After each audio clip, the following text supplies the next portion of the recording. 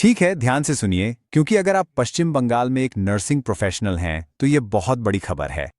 एक जबरदस्त भर्ती का मौका आया है और हम अगले कुछ ही मिनटों में आपको आवेदन करने के लिए जरूरी सारी जानकारी विस्तार से बताएंगे। हाँ, आपने बिल्कुल सही देखा, 5016।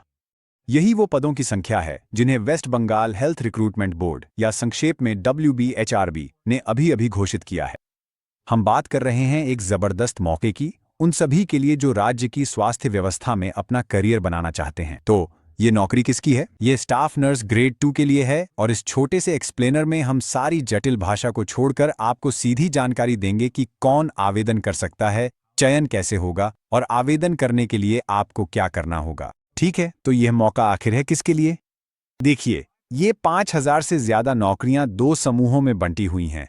आपके पास 2436 पद हैं उन नर्सों के लिए जिनके पास जनरल नर्सिंग और मिडवाइफरी GNM की योग्यता है, और फिर थोड़ा बड़ा हिस्सा है 2532 नौकरियां उन लोगों के लिए जिनके पास BSSC या post basic BSSC in nursing है। और चलिए पैसों की बात करते हैं, है ना? वेतन आपको लगभग 29,500 रुपये प्रतिमाह की शुरुआती सैलरी मिलेगी। अब यह सिर्फ बेसिक वेतन नहीं है, इसमें आपके DA और HRA जैसे सभी अतिरिक्त भत्ते शामिल हैं, जिससे यह एक वाकई मजबूत पैकेज बन जाता है। ठीक है, सबसे पहले जरूरी बात, आइए सबसे बड़ा सवाल सुलझाते हैं, क्या आप पात्र हैं? हम सीधे आवश्यकताओं में उतरेंगे ताकि आप जान सकें कि यह आपके लिए है या नहीं। तो शिक्षा के हिसाब से इसमें आने के दो मुख्य तरीके हैं। एक तरफ आपके पास GNM उम्मीदवार हैं। आपके लिए आपको जनरल नर्सिंग और मिडवाइफरी कोर्स पूरा करना जरूरी है, और बाकी सभी के लिए आपको किसी मान्यता प्राप्त कॉलेज से नर्सिंग में या तो बेसिक BSSC या पोस्ट बेसिक BSSC होना चाहिए। बस इतना ही आसान है। अब आपकी डिग्री के अलावा कुछ चीजें हैं जो बिल्कुल जरूरी हैं। आपको भारतीय नागरिक होना चाहिए और आपको या तो बंगाली या नेपाली भाषा बोलनी और लिखनी आनी चाहिए।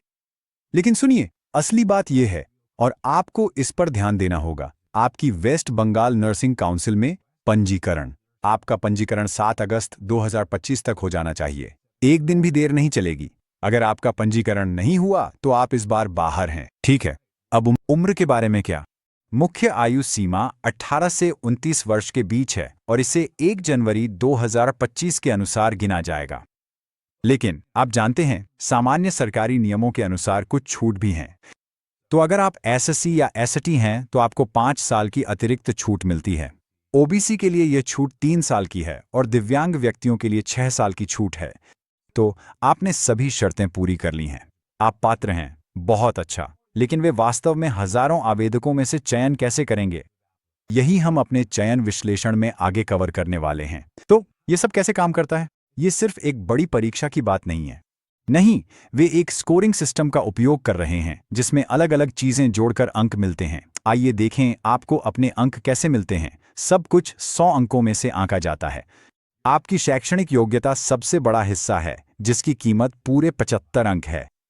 फिर अगर आपके पास कार्य अनुभव है तो उससे आपको अतिरिक्त 10 अंक मिल सकते हैं, और अंत में साक्षात्कार के लिए अंतिम 15 अंक निर्धारित हैं। लेकिन रुकिए, ये 75 अंकों का शैक्षणिक स्कोर, यह सिर्फ आपके अंतिम ग्रेड जितना सीधा नहीं है।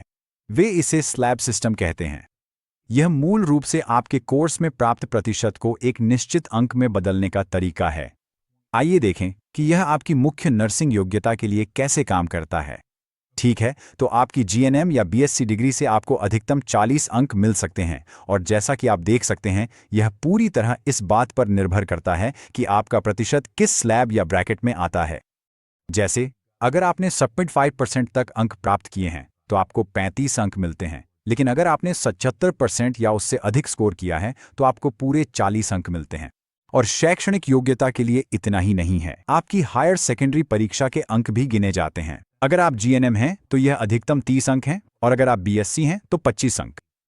क्या आपके पास नर्सिंग में MSc या क्लिनिकल डिप्लोमा है तो इनमें से हर एक के लिए आपको अतिरिक्त 5 अंक मिलते हैं। और अनुभव के बारे में एक बार फिर याद दिला दूं, आवेदन करने के लिए आपके पास अनुभव होना जरूरी नहीं है, लेकिन यह आपके स्कोर में बहुत ही उपयोगी 10 अंक जोड़ने का एक शानदार तरीका है। ठीक है, तो अब आपको पता है कि आप पात्र हैं या नहीं।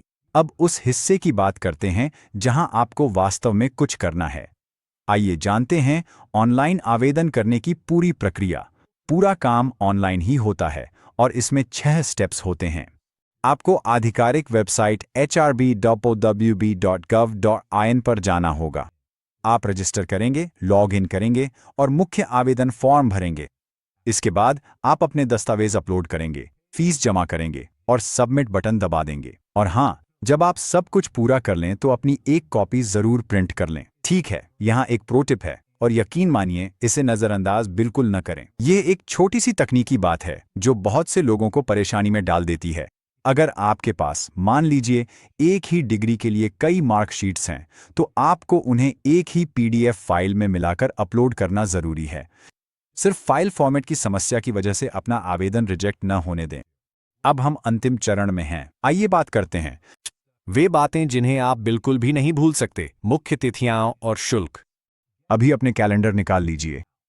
आवेदन विंडो 13 अगस्त 2025 को सुबह 10 बजे खुलती है और 3 सितंबर को दोपहर 2 बजे बिल्कुल बंद हो जाती है। ये बहुत लंबा समय नहीं है, इसलिए आपको पूरी तरह से तैयार रहना चाहिए। शुल्क के बारे में क्या? अगर आप सामान्य या ओबीसी श्रेणी में हैं तो शुल्क Rs200 है।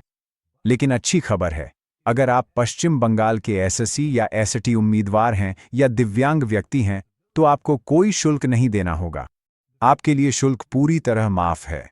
और देखिए, हम आपको एक आखिरी सलाह देना चाहेंगे और यह सीधे आधिकारिक अधिसूचना से ली गई है। ये एक सीधा उद्धरण है। वे आपको बता रहे हैं, अपने ही हित में जल्दी आवेदन करें, आखिरी दिन तक इंतजार न करें। आप जानते हैं वेबसाइट्स कैसे जाम हो जाती हैं। आप वाकई नहीं चाहेंगे कि सर्वर क्रैश होने की वजह से आप मौका चूक जाएं। तो बस यही था पूरा विवरण। WHRB स्टाफ नर्स भर्ती के लिए आपकी पूरी गाइड। हमने आपके लिए सारी जानकारी स्पष्ट कर दी है। सच में अब बस एक ही सवाल बचता है, क्या आप अपनी नर्सिंग करियर में यह अगला बड़ा कदम उठाने के लिए तैयार हैं?